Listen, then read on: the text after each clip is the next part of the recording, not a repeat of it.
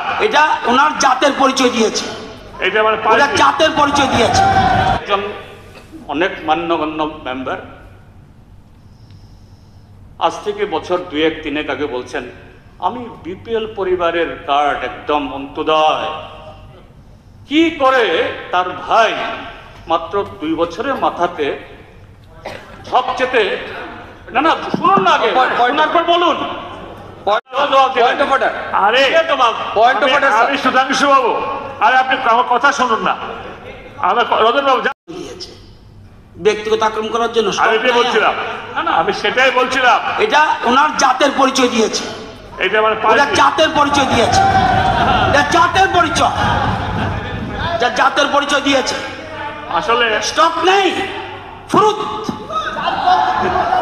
ফুরুত থাকবে না। আমি জানি কোন জায়গায় রয়েছে। এটাই তো চাই, জাতের পরিচয়, জাতের পরিচয় দিচ্ছেন,